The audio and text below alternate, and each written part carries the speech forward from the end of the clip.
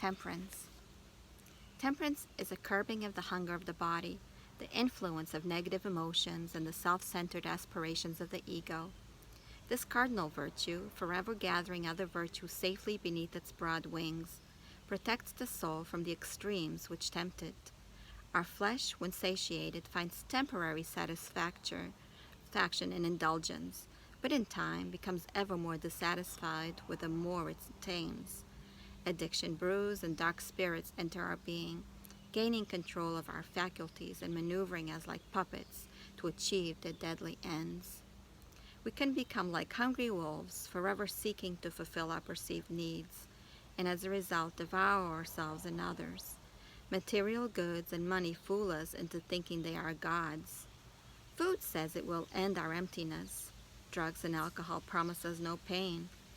Power tells us we are less vulnerable and out of control, and painted faces with half-naked bodies parade in our minds as the answer. Entertainment, video games, the internet, sports, unhealthy relationships, excessive exercise, and a myriad of vanities take up thrones in our souls.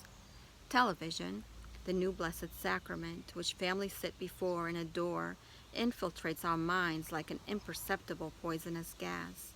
The end result? We live with restless bodies, wild emotions, hungry eyes, and salivating mouths, chasing food that doesn't nourish and water that leaves us thirsty. All the while God assures us if we listen, "You needn't grasp for what I wish to lovingly provide. In my way and my time. Trust me, patience and temperance attain all good things." In temperance, we choose to accept small sufferings in exchange for enduring horrific, even eternal ones. In this way, we fluster the devil, who is like a mad dog tied by a chain. Beyond the length of his fetters, he cannot catch hold of anyone, but the one who gets too close will be caught. Through the small sufferings demanded by temperance, our souls keep a safe distance. It is like this. A boy decides not to enter into gossip, and thus becomes the gossip of others. Over time, he is praised for his integrity and trustworthiness. A girl declines the sexual advances of boys and suffers their disinterest, but saves herself from the ravages of a shattered soul, broken relationships, and perhaps even from abortion. She marries happily. A man refuses to drink heavily with his work buddies and endures the ostracizing of certain friends, but spares himself hangovers and the vice grip of addiction and disaster. He leads a faithful life. A woman abstains from staring at pornography and avoids spending the rest of her days trying to erase the emblazoned images from her mind. She is creative and free. From temperance springs both pain and joy.